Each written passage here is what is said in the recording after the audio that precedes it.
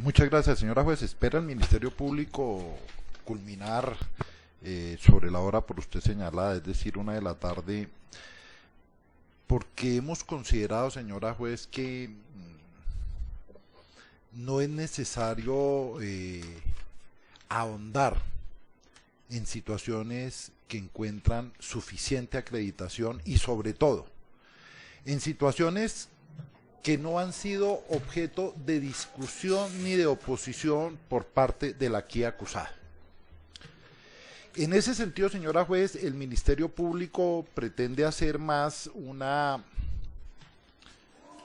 intervención de contextualización basados esencialmente en una consideración, señora juez, y es que el escándalo que se presentó al interior del Departamento Administrativo de Seguridad, pues puso al país frente a una realidad que no había sido suficientemente discutida. Se conocían denuncias, se conocían seguramente investigaciones puntuales, se rumoraba que existía una actividad de esa naturaleza, pero nunca antes el país había tenido que enfrentar la realidad de lo que debió enfrentar cuando se hizo el descubrimiento de lo que realmente estaba pasando por esta época en el Departamento Administrativo de Seguridad. Casi, señora juez, que por supuesto guardada las proporciones, aquí se presentó en aquella época y con anterioridad casi que lo que se presentó con la inteligencia americana, concretamente con la Agencia de Seguridad Nacional, con base en las revelaciones de Edward Snowden.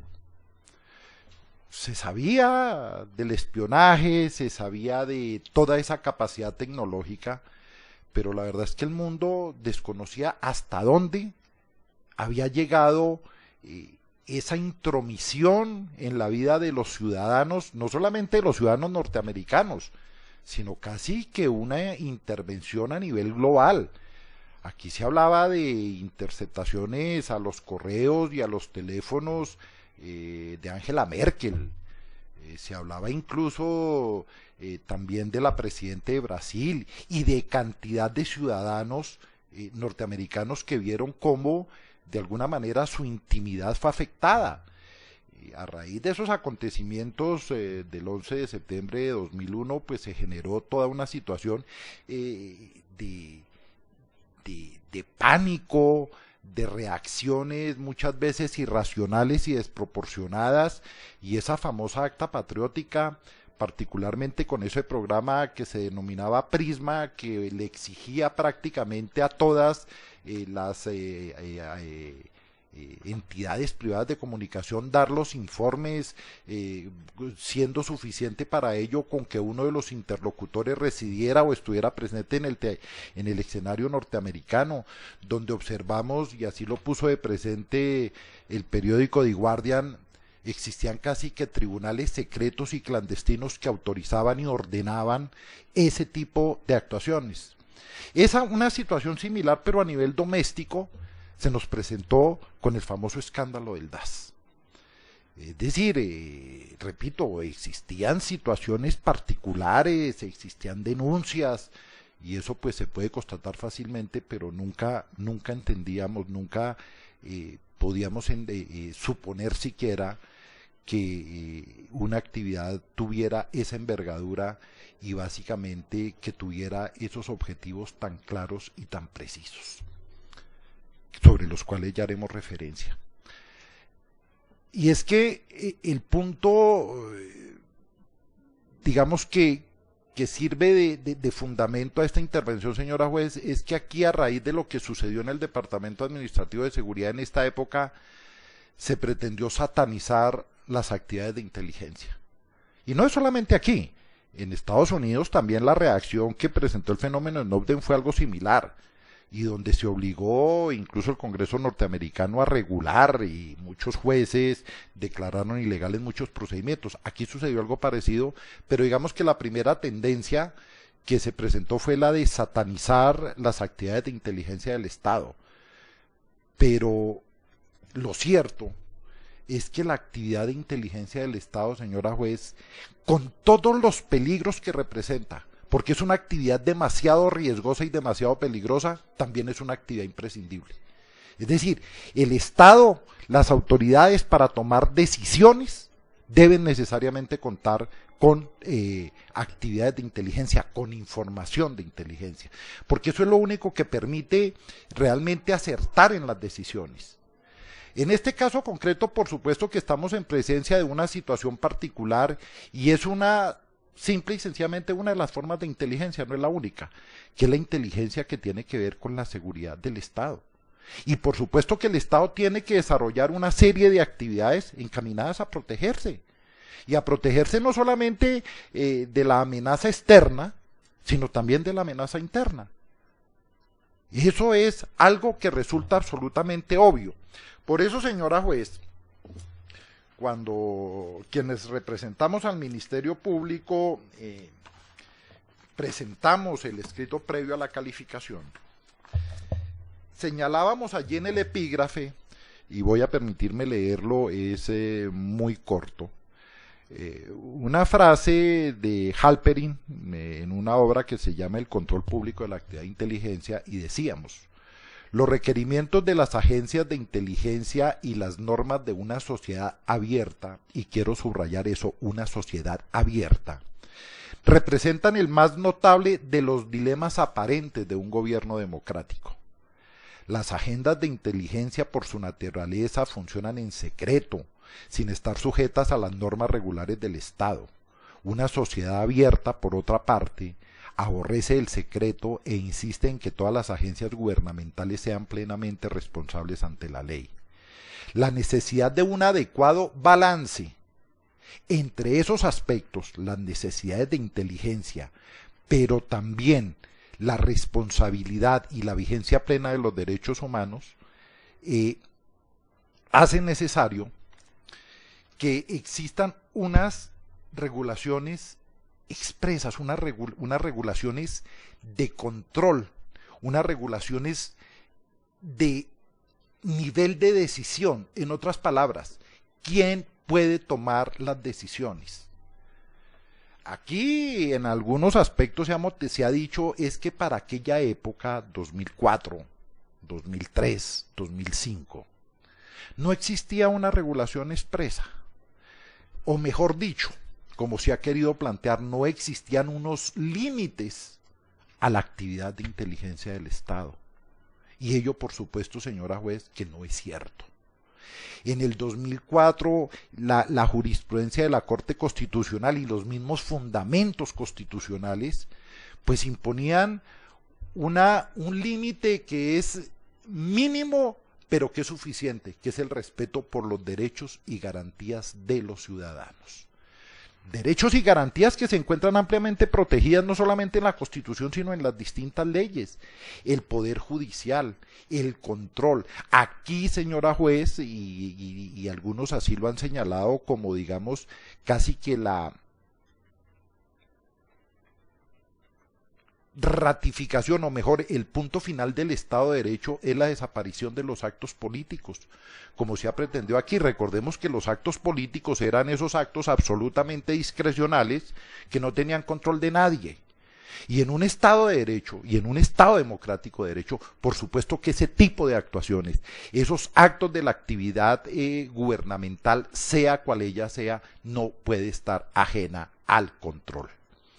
Claro, podría uno discutir qué tipo de control, un control judicial o cualquier otro control, pero lo importante es que deben tener un control.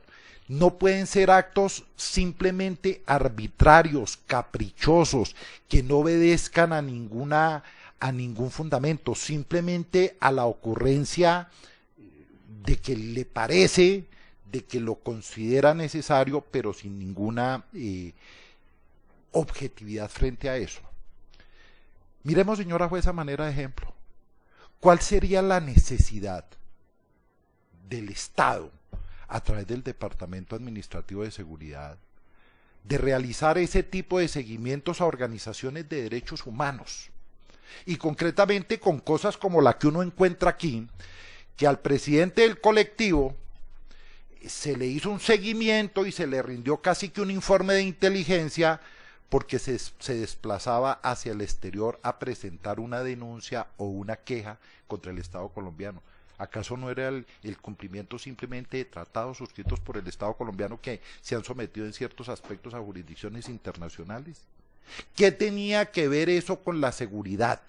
¿Es que acaso esa denuncia que se proponía, no sabemos exactamente a qué se referían, pero aparece allí, esa denuncia que pretendía presentar el presidente del colectivo de abogados, era una denuncia secreta que iba a ser tramitada en secreto o en ausencia del Estado? Por supuesto que no. Era algo que tenía que ser absolutamente conocido y debatido de acuerdo a los procedimientos que el Estado colombiano aceptó.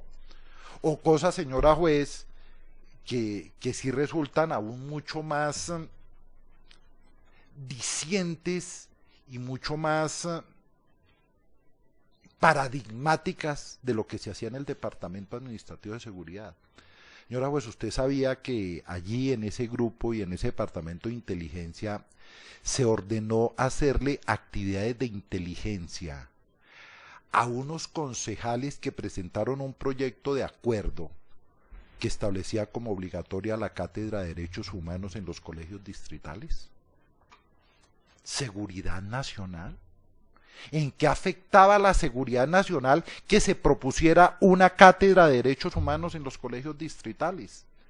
O aquella otra que está debidamente acreditada en el expediente, señora juez, de que se tuvo conocimiento que alguna profesora en un colegio puso a sus estudiantes a leer un libro que seguramente a alguna persona del Departamento Administrativo de Seguridad le parecía subversivo, y realizaron todas las actividades de inteligencia encaminadas a lograr que esa profesora fuera despedida de ese colegio.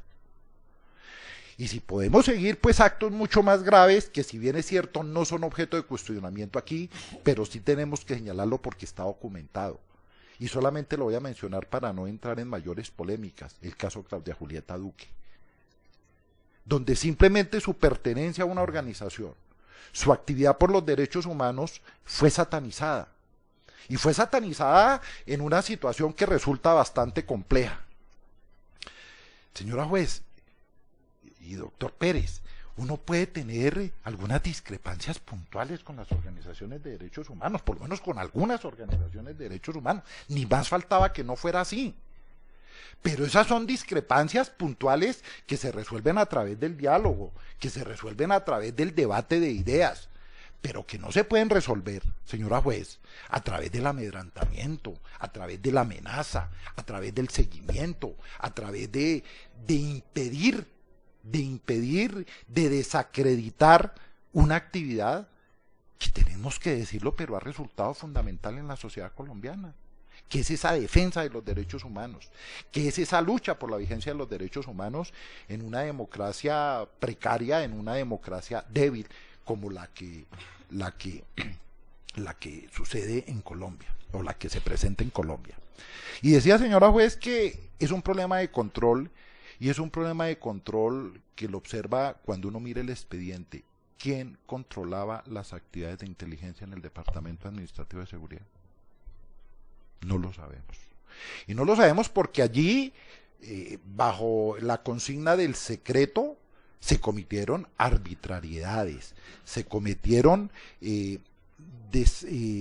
actividades al margen de la ley. Se cometieron y se realizaron comportamientos que afectaron derechos y garantías fundamentales, desconociendo por completo, señora juez, que si bien es cierto, la actividad de inteligencia del Estado pues tiene unas características y unas particularidades, porque así debe ser, porque no podemos permitir, pues no se puede entender una actividad de inteligencia que sea demasiado pública, porque deja de ser actividad de inteligencia. Indudablemente la actividad de inteligencia debe de alguna manera obedecer a un secreto, debe obedecer a un sigilo, porque esa es la condición que le permite obtener resultados. Pero eso nunca puede significar que esté carente de requisitos mínimos. Internacionalmente, pues se señala que una actividad de inteligencia pues debe por lo menos cumplir requisitos, y es que debe estar prevista legalmente, que debe constituir una medida necesaria para proteger convenientemente la seguridad nacional, la seguridad pública, el bienestar del país, la salud, la moral, y que exista proporcionalidad en la injerencia. Si usted se pone a mirar, señora juez, y no voy a hacer, digamos, ese análisis que aunque no fue exhaustivo, sí fue bastante prolijo, realizado por el fiscal, usted lo primero que va a encontrar es la desproporción absoluta que existía entre medidas tan afectadoras del derecho a la intimidad, como buscar qué actividades realizaba el doctor Alirio Uribe del colectivo de abogados haciendo seguimiento a sus hijos, por ejemplo, o pretendiendo obtener la participación de la persona que colaboraba en los servicios domésticos para obtener las llaves y poder ingresar y seguramente establecer allí algún sistema de vigilancia. La pregunta que uno se hace es, ¿cuál es la actividad ilícita que se estaba desarrollando por parte de estas personas? Por parte del doctor Gustavo Gallón, por parte del doctor Reinaldo, el doctor Bastidas, o por parte de Holman Morris, o por parte de tantas víctimas de estos comportamientos que aparecen allí, y usted no encuentra, y yo no encontré, absolutamente ningún motivo que justificara una injerencia de esa naturaleza. Que tienen vínculos con actividades subversivas. ¿Cuáles? Es que no es suficiente para realizar una injerencia de esa naturaleza en derechos fundamentales. Decir que es que a mí me parece que determinada persona tiene vínculos con agrupaciones subversivas. Eso tiene que tener una base objetiva, que es lo que va a permitir establecer no solamente la necesidad, sino la proporcionalidad de la medida. La actividad de inteligencia, señora juez, ni en Colombia ni en ninguna parte, aunque desafortunadamente así ha sido, puede estar ajena al control, puede ser arbitraria, puede ser simplemente discrecional en cabeza de uno o dos funcionarios que seguramente reciben unas órdenes de otros funcionarios para realizar ese tipo de actividades.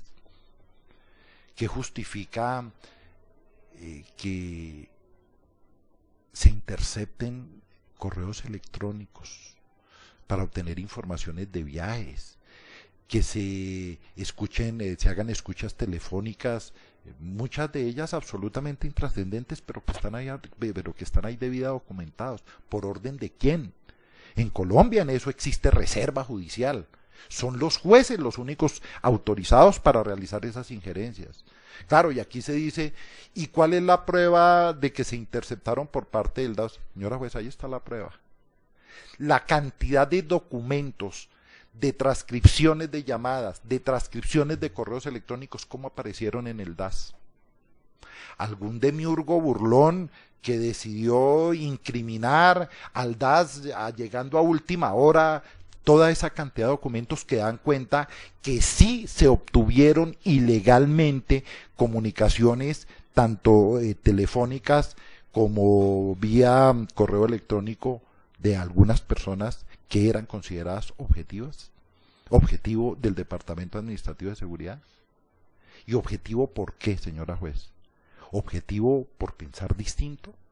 ¿Objetivos por tener simplemente una postura distinta a la postura oficial?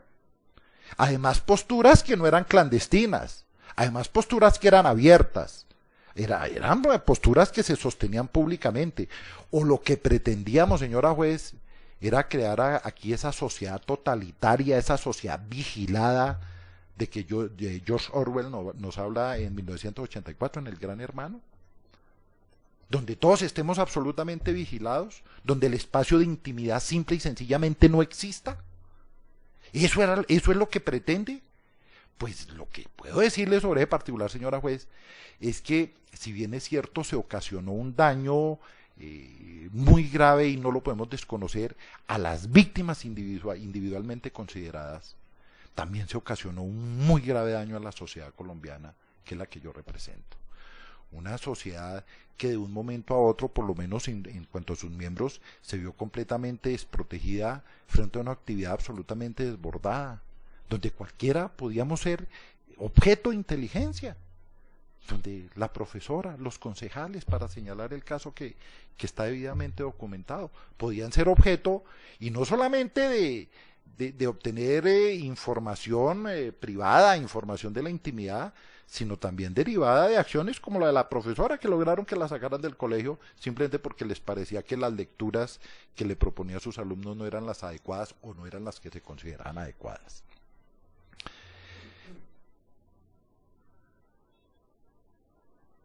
¿Existió el G3, señora juez, en el Departamento Administrativo de Seguridad?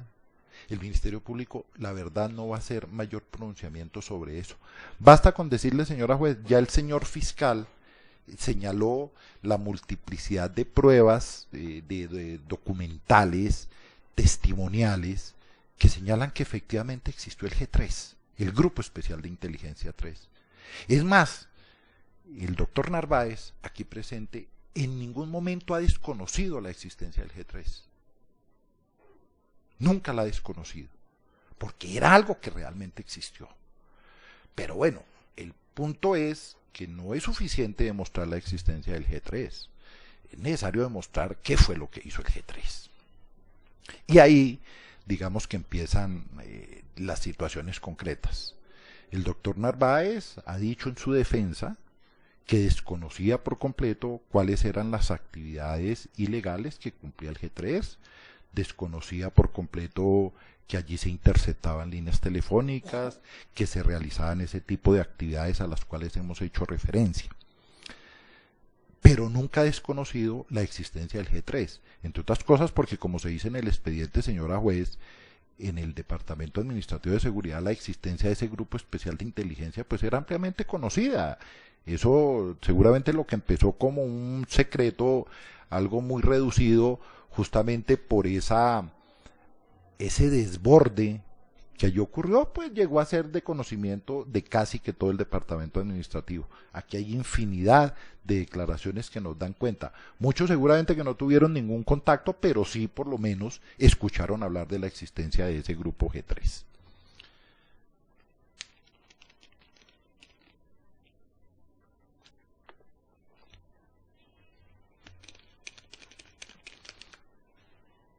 El grupo G3, señora juez, fue un grupo que en principio podemos decir que fue de creación informal. Es decir, nosotros no se ha obtenido ni al proceso se ha llegado un acto administrativo, una orden, bueno, cualquier tipo de decisión al interior del Departamento Administrativo de Seguridad que ordenara la conformación de ese grupo o que estableciera cuáles eran sus funciones, cuáles eran sus objetivos, cuáles eran sus propósitos, etcétera, etcétera. De eso no hay absolutamente nada y casi que siguiendo con Ovalle Olaz y seguramente con Arzayú y otros testigos podemos decir que fue una creación informal del entonces director del Departamento Administrativo Jorge Aurelio Noguera. ¿Ilegal? Eso, en principio no. En principio, grupos de trabajo se pueden realizar de manera informal dentro de una área que está dedicada a realizar las actividades de inteligencia y se les pueden proponer unos objetivos específicos. Es decir, esa creación del G3 per se en sí misma no está significando la realización de una actividad delictiva. Es más, uno podría pensar y podría atreverse a asegurar, señora juez, a manera de hipótesis de que el G3, el Grupo Especial de Inteligencia, surgió con propósitos perfectamente lícitos de desarrollar determinadas actividades de inteligencia en las cuales se tenía interés el director o, bueno, no sé, algunos otros funcionarios del alto gobierno, algunas actividades y algunos propósitos de inteligencia, lo cual es perfectamente legítimo. Es decir, eso no le da por sí mismo no le da la naturaleza de ilícito. Lo que le da la naturaleza de ilícito es esa situación que se desarrolla ya en el interior del G3, donde se empiezan a desarrollar una serie de actividades y de comportamientos que no eran competencia del Departamento Administrativo de Seguridad, por lo menos realizarlos por sí y ante sí. Interceptar teléfonos, interceptar correos electrónicos requería, por lo menos para aquella época, orden de autoridad judicial, en este caso Fiscalía General de la Nación, por lo menos para la época en que ocurrieron los hechos. Y además ocurrieron en actuaciones, señora juez, no solamente que no eran de su competencia exclusiva, sino que no eran competencia de nadie precisamente por su agresividad hacia los derechos fundamentales, que no, simple y sencillamente, que no podían ser desarrollados por absolutamente ninguna autoridad del Estado, porque implicaba una afectación, implicaban una agresión hacia valores fundamentales de los ciudadanos, de muchos de los ciudadanos, que era realizar ese tipo de actividades que ya están debidamente documentadas, que ya se ha hecho mención, seguimientos, amenazas, hostigamientos.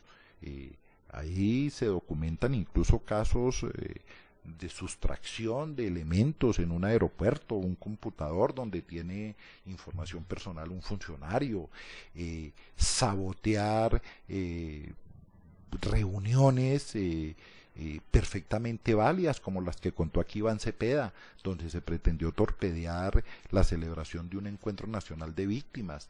En fin, una serie de situaciones que, como yo le decía cuando leí el epígrafe, señora juez, que en una sociedad abierta, que en una sociedad pluralista, que en una sociedad democrática no se pueden permitir. Aquí hay otros espacios distintos para el debate, distintos al amedrentamiento, distintos al hostigamiento, distintos a la amenaza, distintos al miedo que puede generar esa actividad. Pero fue precisamente eso, por una concepción particular del Estado que, digamos que en situaciones como esta y particularmente en lo que sucedió en el Departamento Administrativo de Seguridad, pues pone una vez más aquella famosa pregunta ética tan difícil de resolver, ¿no? Y es si se puede ser tolerante con los intolerantes. De lo que se trata, señora juez, es que en una sociedad democrática, por lo menos la tolerancia ante las ideas ajenas debe ser un principio digamos, rector del comportamiento, por lo menos de la ética ciudadana. Hoy lo observamos claramente frente al proceso de paz que se adelanta. Existen voces disidentes, existen voces que no están de acuerdo, que tienen su espacio, que hay contradicción, donde hay muchísimos espacios para debatir ideas, pero no los medios utilizados, repito, de la amenaza, del amedrentamiento a cierto tipo de actividades, simplemente por no ser ideas que yo comparta. No, la tolerancia es eso, la tolerancia es permitir que los demás consideren. No se trata del unanimismo, no se trata de que todos pensemos igual, eso simplemente significaría la muerte de una sociedad. Lo que genera, lo que dinamiza realmente una sociedad son esas ideas disímiles, son esas ideas que jalonan, son esas ideas que a través del debate enriquecen y que seguramente pueden conllevar a un muy buen futuro. Entonces decía que el hecho de que el grupo G3 hubiese podido nacer con unos propósitos debidamente lícitos, no lo sabemos, porque desafortunadamente lo que hemos encontrado o lo que se encontró en la investigación al interior del G3 es que esas actividades normalmente fueron actividades marginales, decía el señor fiscal, marginales a la ley, marginales a lo que debía ser un aparato de inteligencia en un Estado de Derecho, como era el Departamento Administrativo. El Departamento Administrativo en cualquiera de sus secciones o de sus dependencias no estaba constituido para realizar ese tipo de comportamientos. La inteligencia del Estado es una cosa bien distinta a lo que uno puede observar que ocurrió, por lo menos en los casos que aquí se han documentado al interior del G3. Pero esa situación de que haya podido, porque no está demostrado, surgir con unos propósitos debidamente legítimos, unos propósitos lícitos, no es óbice para que en el desarrollo del mismo se cumpla, o mejor, se desvíe el camino y se tienda hacia unos propósitos completamente espurios e inconstitucionales, que es lo que uno observa aquí. En un momento determinado o desde su origen, yo no puedo decir, pero para lo que nos interesa no tiene mayor importancia. Ese grupo G3 desvió por completo su propósito. Y señora juez, y es que no es una inferencia, no es una inducción que hizo la fiscalía o que hace el Ministerio Público, es que es casi que una confesión de personas que formaron parte del G3. Seguramente uno podría decir muchas cosas del testimonio de Fernando Valle. No se pudo, efectivamente no se pudo ejercer el derecho de contradicción, y concretamente los aquí procesados no pudieron contrainterrogarlo por situaciones obvias, ¿no? Y es que Fernando Valle murió. Pero desde el comienzo, y no con unas manifestaciones donde yo sí sabía, pero yo no pertenecía, o yo no hice nada, pero sí sabía. No, Fernando Valle reconoce lo que hizo. Fernando Valle sabía lo que estaban haciendo.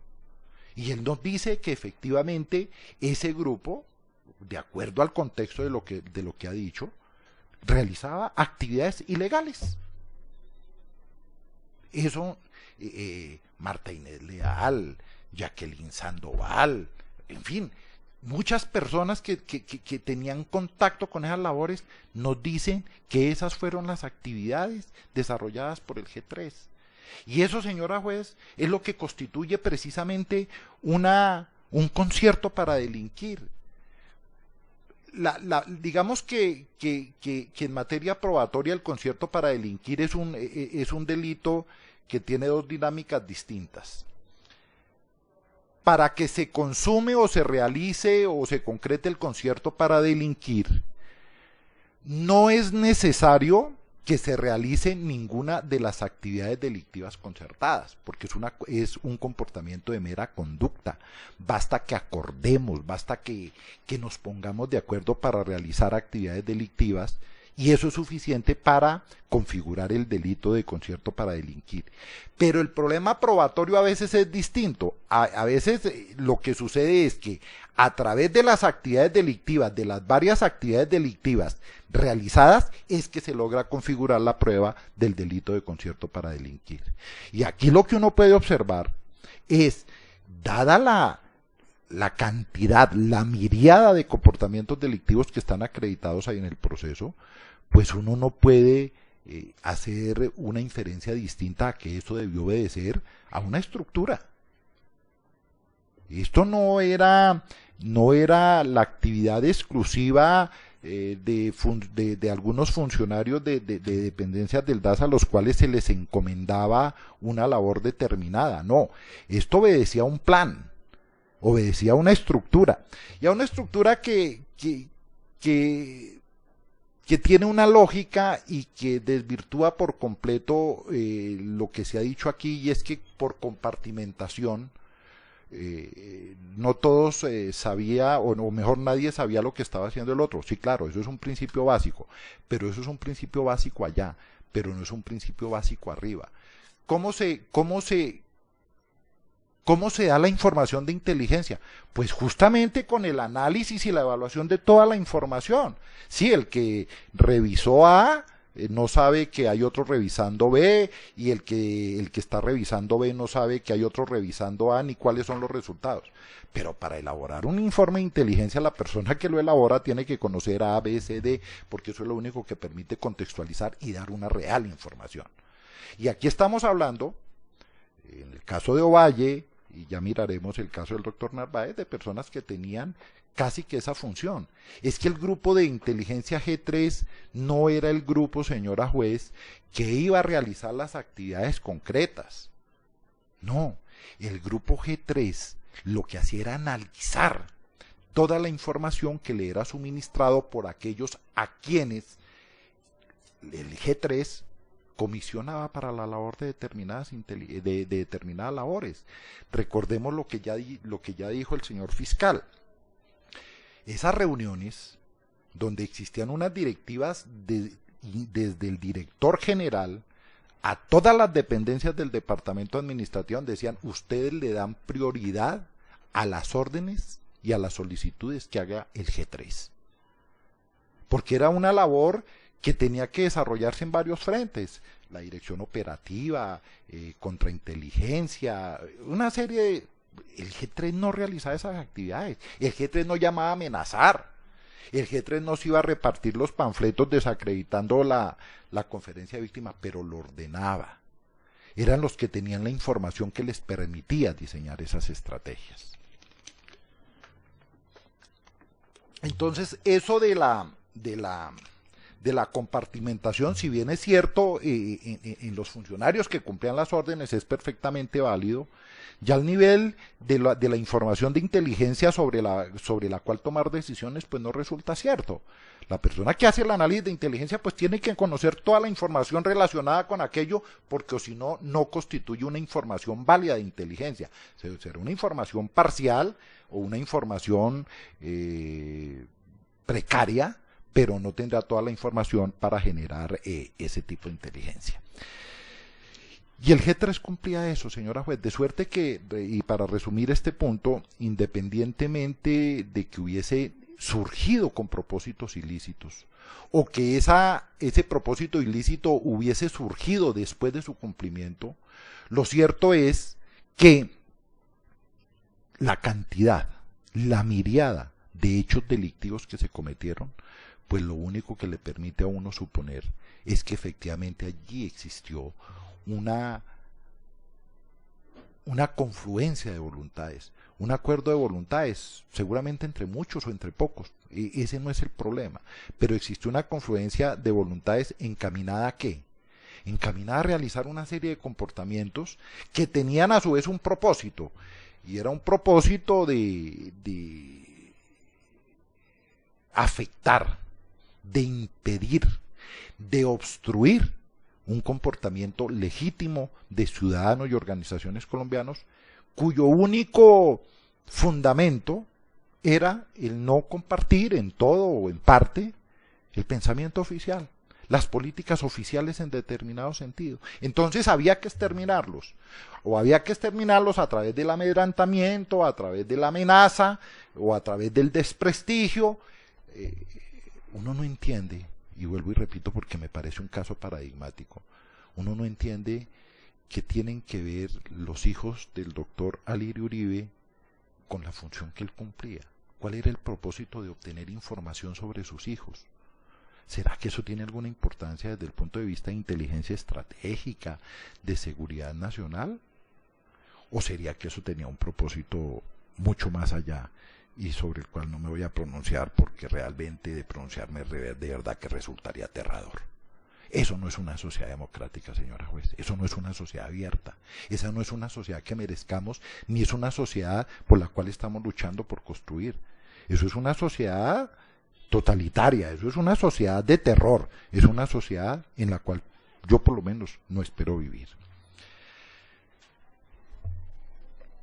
Bajo esas consideraciones, señora juez, en el sentido de señalar y por supuesto con las consideraciones adicionales que el señor fiscal de manera prolija ha hecho, viene el punto que le parece al Ministerio Público que es el central de este debate, y es el señor José Miguel Narváez, acusado dentro de este proceso, formó parte de ese concierto, de esa asociación criminal que representó el grupo G3. Ese es el punto. Creo que el resto, negarlo sería necio. Negar tanta evidencia de que efectivamente esos comportamientos se realizaron, que el G3 existió, que obedeció a esas políticas, pues es una necedad. Y como decía yo, ni siquiera el doctor Narváez en su defensa ha señalado o ha desconocido la existencia del G3.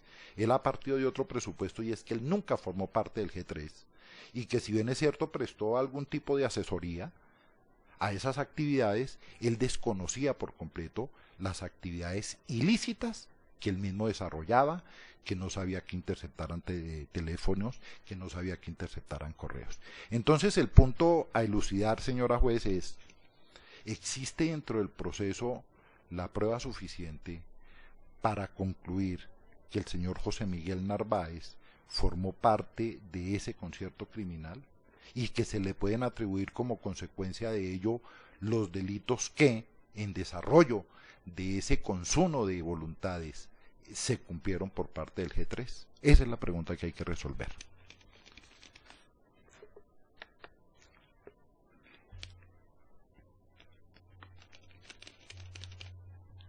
Como ya lo precisó la Fiscalía, señora juez, no solamente en la acusación, sino también en esta audiencia, los hechos que nos ocupan abarcan hasta el 31 de diciembre de 2004.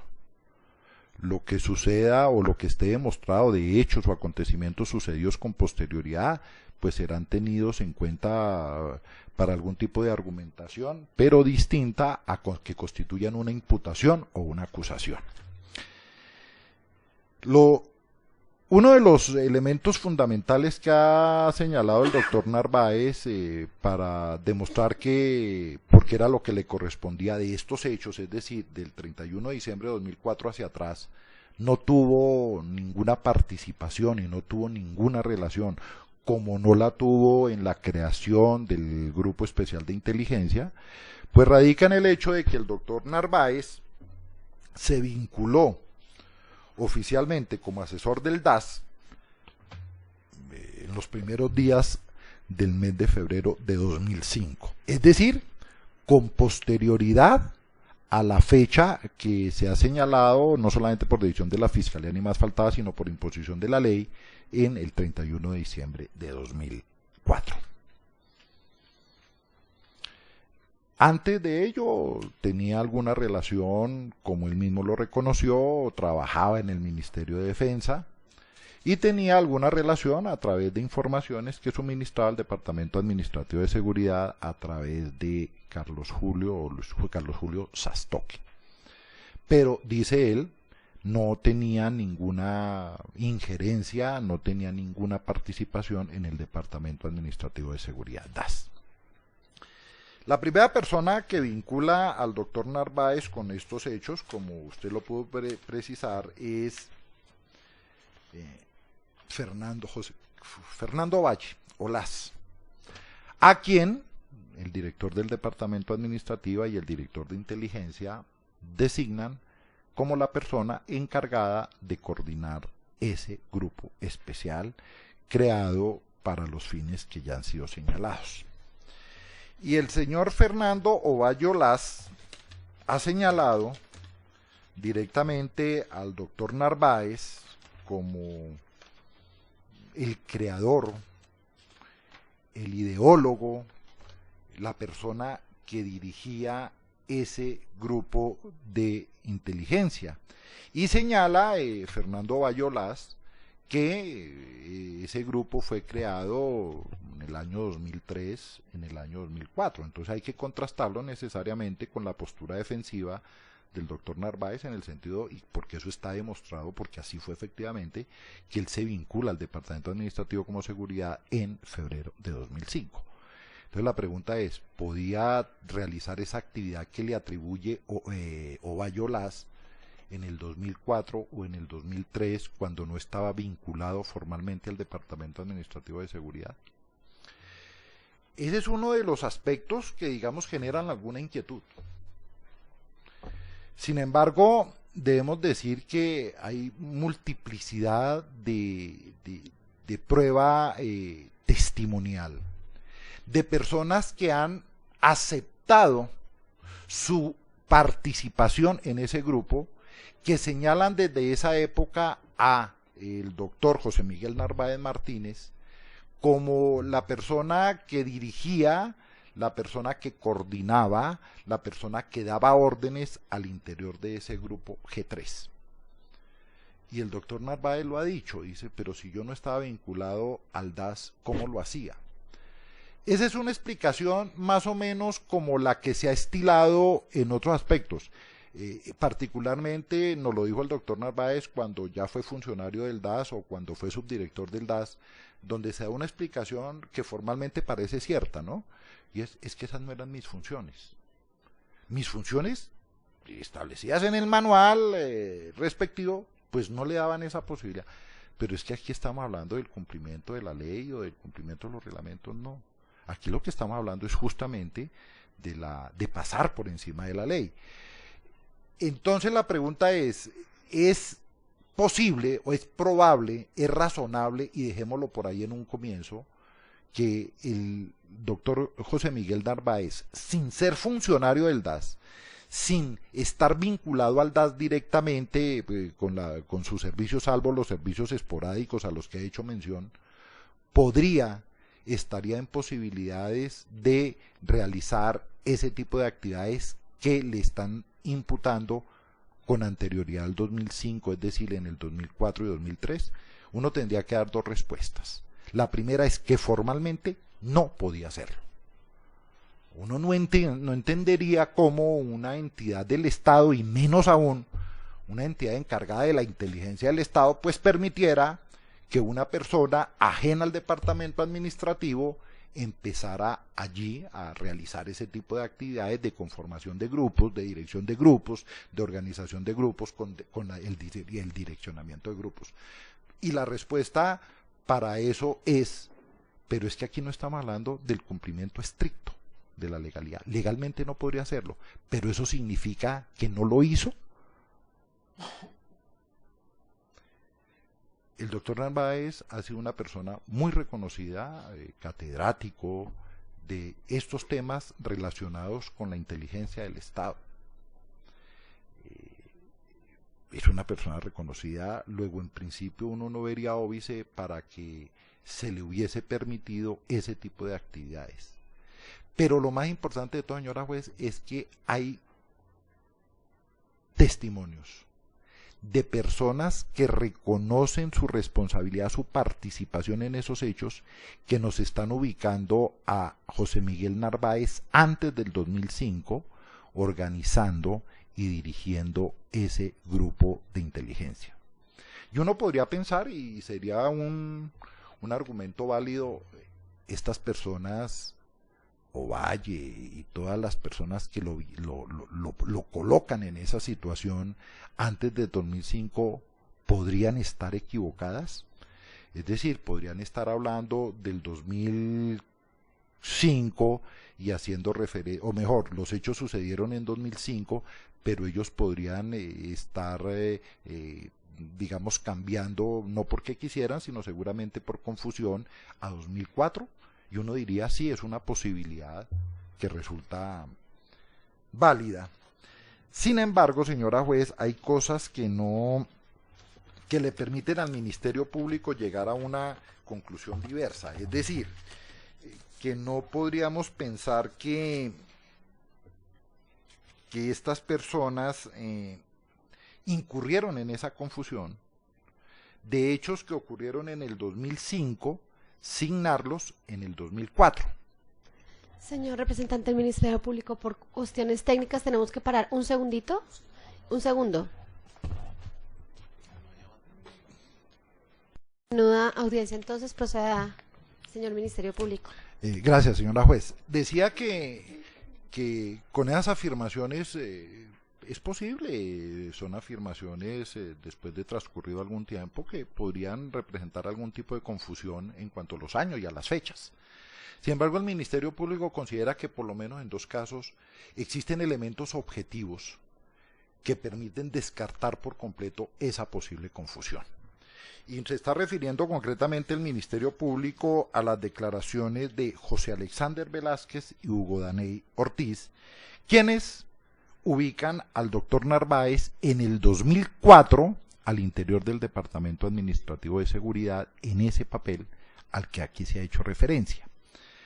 Y el elemento objetivo, señora juez, que le permite al Ministerio Público inferir que efectivamente ello sucedió en el 2004 es el siguiente. Y es que José Alexander Velázquez, quien laboró en el grupo de verificación, manifiesta haber estado en reuniones, dice él, en el 2003, más o menos en abril, en las oficinas de análisis, donde conoció al doctor Narváez, que se sabía que era un asesor de la Dirección General del DAS, que él dio una conferencia de las FARC y terrorismo, eso fue entre abril y octubre del 2003, y yo estuve ahí y nos dijeron que era asesor del DAS. ¿Y por qué hay un elemento objetivo que nos permite inferir que sí fue esa fecha, señora juez? Simple y sencillamente porque en el año 2004 el señor José Alexander Velázquez fue trasladado a la seccional de Boyacá, es decir, que no se encontraba en Bogotá. Luego, esa situación ocurrió en una fecha posterior, no es posible, tuvo que ser necesariamente en el 2004, porque él para ese año fue trasladado a seccional de Boyacá y eso sucedió en la ciudad de Bogotá. Otra situación similar se da con el doctor o con el señor Hugo Daney García, porque él en octubre del 2004 es trasladado a la seccional del Cauca. Y sin embargo él nos está diciendo que conoció la existencia del grupo G3, no me acuerdo la fecha exacta. En alguna ocasión nos citaron a los subdirectores de inteligencia de la Dirección General de Inteligencia a una reunión en una sala de juntas donde nos presentaron al doctor Narváez, que no lo conocía, que si no estoy mal era asesor, así nos lo presentaron, el jefe o cabeza visible era Narváez. Luego, por lo menos frente a estas dos personas, señora juez, el Ministerio Público puede afirmar claramente que existen elementos objetivos para entender que no están confundidos en cuanto a los años, que se están refiriendo al 2004, a una fecha anterior al 2015, y que están ubicando al doctor José Miguel Narváez en ese papel de asesor. Recordemos que oficialmente la asesoría de Narváez en Aldaz empezó en febrero del 2005. Pero aquí hay elementos objetivos que nos permiten inferir y nos permiten asegurar que antes del 2005, es decir, por lo menos de acuerdo a lo que de aquí se infiere, en el 2004, el señor José Miguel Narváez tenía un papel importante como asesor, sin serlo formalmente, del Departamento Administrativo de Seguridad.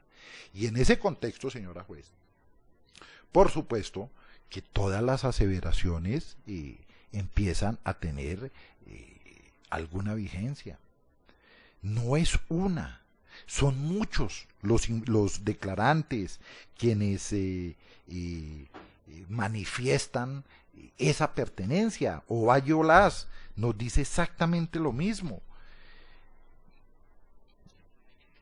Esa famosa acta que citó el señor fiscal de febrero, de 8 de marzo de 2005, donde aparecen, la cual, y debe decirse, no aparece suscrita, no aparece rubricada por el doctor José Miguel Narváez, pero en esa acta, que es de 8 de marzo de 2005, tiene una trascendencia que no puede pasar desapercibida. Primero, es un documento que se encontró al interior del Departamento Administrativo de Seguridad. Es decir, ese no fue un documento que llegó a través de un anónimo o que alguien sin saber su origen lo descubrió. No, es un elemento que se encontró en el Departamento Administrativo de Seguridad junto con otras actas y que está reconocido, digamos, por su creador, de alguna manera, que fue Arzayus, que cuando llega a director de inteligencia tal vez, decide que esas reuniones van a ser objeto de consignación en actas, seguramente previendo o seguramente anticipando intuitivamente lo que podría llegar a suceder. Y allí, repito, 8 de marzo del 2005, es una reunión presidida por quien era el director del Departamento Administrativo, el señor Noguera Cotes, donde hace una presentación, digamos, oficial del señor Narváez, del doctor Narváez como asesor del Departamento Administrativo, donde le concede el uso de la palabra y donde, según el resumen de la intervención que consta allí y que se dice por parte de Arzayus, constituyó el objeto de lo expuesto por el doctor Narváez. Se dice: el doctor Narváez expuso desde la creación del grupo ubicación de la oficina, los recursos logísticos con que se ha contado, lo que hace falta, gestiones adelantadas, fallas presentadas, sugerencias y acciones a seguir, entre ellas la urgencia de trabajar sobre las finanzas del objetivo y adelantar acciones con los demás objetivos. El doctor Narváez Martínez manifestó: el grupo se ha apersonado de las labores de inteligencia, por la sensibilidad de la información no es pertinente dejar nada por escrito. Eso, señora juez, más lo que se dice allí de la presentación de informes y los requerimientos que se hace el Grupo de Inteligencia 3, necesidad técnica para el número de Gustavo Gallón, presidente de la Comisión Colombiana de Juristas y asesor de la ONU, pues no están señalando a una persona que acaba de llegar. Están señalando a una persona que conoce de qué está hablando, a pesar de que se diga de que no eran las funciones como asesor en el 2005. Allí hay un conocimiento previo, donde se dice, donde se habla de su origen, donde se habla de los logros, donde se habla de las fallas, y esas afirmaciones que aparecen contenidas en el acta están atribuidas, repito, sin que el documento esté suscrito por el doctor Narváez, están atribuidas al José Miguel Narváez. De suerte que existen una serie de elementos, señora juez, que no son solamente testimoniales, sino que también obra importante prueba documental, que señala que a pesar de que la vinculación formal de José Miguel Narváez al Departamento Administrativo de Seguridad efectivamente se dio en febrero de 2005, desde antes estaba cumpliendo unas labores de trascendencia, particularmente en lo que tiene que ver con el G3. Concretamente en el señalamiento de cuáles son los objetivos, los blancos los llamaban, las personas contra las cuales hay que realizar actividades de inteligencia, y en algunos casos introduciéndose, tal vez aquí en el juicio, no recuerdo qué testigo, pero valdría la pena mirarlo, nos habló de eso que se llama la famosa inteligencia ofensiva, de que eso es un término, se dice, que se acuñó en el DAS en aquella época, porque en los manuales de inteligencia ese es un término que no existe, es decir, eso es algo contrapuesto a la actividad de inteligencia. La actividad de inteligencia es información, es obtención de datos, es recopilación, es análisis, es información. Pero entender la inteligencia ofensiva como esa función de agresión para imposibilitar, de agresión para amedrentar, de tomar ciertas acciones para impedir el ejercicio de derechos ciudadanos, pues es algo que aquí se nos explicaba, no tiene ni en los manuales, ni en la práctica, bueno, ni en la práctica, por lo menos antes de septiembre del 2011 seguramente podríamos decir que no existía, porque después de septiembre del 2011 pues parece que por lo menos en ciertos estados es una práctica bastante común, pero lo cierto es que eso es la inteligencia ofensiva, señora juez, según nos lo explicó aquí un experto, no existe. Eso es algo que se contrapone a esa necesidad de información, de inteligencia que requiere todo Estado para tomar las decisiones que correspondan, en particular en lo que tiene que ver con la seguridad nacional. De suerte que uno podría decir, señora juez, que de acuerdo a la prueba obrante en el proceso, a la cual la Fiscalía ha hecho una referencia prolija y el Ministerio Público solamente se ha referido a 3 o algunos aspectos de ello, uno puede decir que la prueba señala que el doctor José Miguel Narváez formaba parte como organizador, como director, como miembro protagónico de ese famoso grupo de inteligencia 3, grupo al cual se le atribuyen todas esas acciones delictivas a las que se ha hecho referencia. Un ejercicio que normalmente, digamos, le impone a uno la práctica es, particularmente en el nuevo sistema, señora juez, y que tiene que ver básicamente con alcanzar el estándar probatorio requerido para proferir una sentencia condenatoria, Un ejercicio que se recomienda es, a ver, está demostrada una situación y digamos que está señalada las causas posibles de esa afirmación. En este caso, existen elementos de juicio testimoniales y algunos documentales que dan cuenta que José Miguel Narváez en el 2004 formaba parte del grupo G3. Y entonces la pregunta que uno a veces se formula es, ¿existe otra posibilidad de explicación a esas situaciones? Es decir, podemos entender que las declaraciones de Arzayus, las declaraciones de Ovalle, las declaraciones de Jacqueline, que dan cuenta de la pertenencia y de la presencia del doctor Narváez Martínez en ese grupo G3, obedezcan a una situación distinta a la real participación del doctor Narváez en ese grupo. Venganza, equivocación, deseo de causar un perjuicio, bueno, qué sé yo, muchísimas alternativas.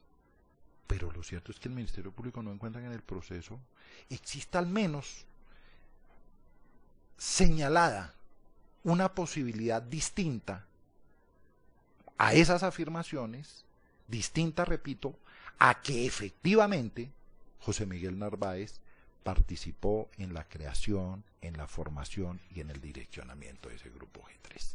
No encuentra el Ministerio Público ninguna otra explicación, como no encuentra ninguna otra explicación, a menos que pensemos, yo decía ahora hace un rato de un demiurgo burlón, que después del operativo entonces introdujo una serie de documentos allí, concretamente el acta del 8 de marzo, del 3 de marzo del 2015, en la cual se hacen o se consignan esas afirmaciones que se dice allí fueron realizadas por el doctor Narváez en esa sesión.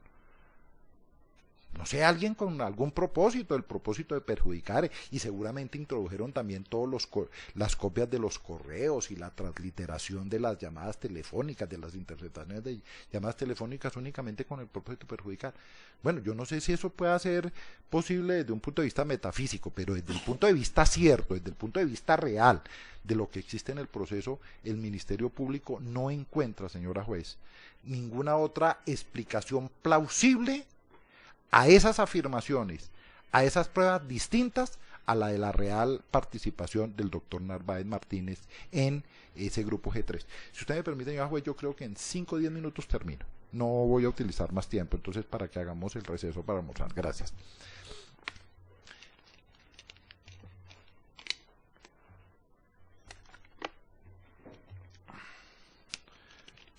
No voy a hacer mención, por supuesto, señora juez, aquí a esas otras cosas que se han afirmado, o que se han dicho, o que se dicen en el proceso respecto a ciertos vínculos o ciertas tendencias ideológicas del doctor Narváez, porque le parece al Ministerio Público totalmente inanes frente a la evidencia, y a la evidencia que tiende a señalar su participación en ese grupo G3. Y ese grupo, y concretamente, de acuerdo a la acusación de la Fiscalía, pues cumplió una serie de actividades delictivas, señora juez, que no pueden ser desconocidas. ¿Cómo aparecieron esos correos electrónicos en el Departamento Administrativo de Seguridad? ¿Cómo aparecieron la transliteración de llamadas telefónicas en el Departamento Administrativo de Seguridad? La única explicación, repito, aquí también, la única explicación posible es que el Departamento Administrativo de Seguridad las obtuvo. Y las obtuvo con fuentes humanas. ¿Será que está en condiciones de obtener esas transliteraciones, por ejemplo, la llamada? De pronto los correos, algunos sería posible que los hicieran, pero la transliteración de las llamadas telefónicas es bastante complicado, a menos que tuvieran grabada para poder hacer la transliteración pertinente. Entonces allí lo único que se demuestra es que efectivamente esos comportamientos ilegales, esos comportamientos marginales, efectivamente existieron. Y todos esos comportamientos, señora juez, empezando por el propio concierto y siguiendo con la interceptación de comunicaciones, con la utilización de equipos, pues por supuesto, y de acuerdo con lo visto, obedecieron a eso que el Código de Procedimiento Penal llama intolerancia, llama discriminación. No hay, por lo menos dentro de lo que se ve, un motivo fundado, un motivo razonable, distinto a su forma de pensar, distinto a su forma de actuar, distinto al contenido de sus ideas en materia de lo que debe ser el Estado, de lo que debe ser la autoridad, de lo que debe ser la sociedad colombiana. Más de eso uno no encuentra ningún motivo para pensar que existía alguna razón para realizar ese tipo de actividades. Y todo obedece a una situación de intolerancia, y es los derechos humanos. Eso es una idea casi que subversiva, casi que comunista, y por lo tanto hay que perseguirla, ¿no, señora juez? Eso se llama intolerancia. Aquí, y la sociedad por la que propende, o por la que propendo, es una sociedad abierta al estilo de Popper, una sociedad abierta donde todos tengamos cabida, donde todos tengamos participación, donde las diferencias ideológicas, donde las diferencias políticas, donde las formas de ser, no las formas de ser porque esas no son posibles, las formas de pensar, pues podamos resolverlas a través de mecanismos de diálogo, de contradicción, de comunicación, pero no a través de estos mecanismos utilizados desafortunadamente por el Departamento Administrativo de Seguridad, que nos avergüenza, señora juez. Nos avergüenzan que en una sociedad que se pretende democrática, que se pretende respetuosa de los derechos y de las garantías fundamentales, aún porque todo parece indicar, y los escándalos son permanentes, que parece que son prácticas que no terminaron con el Departamento Administrativo de Seguridad.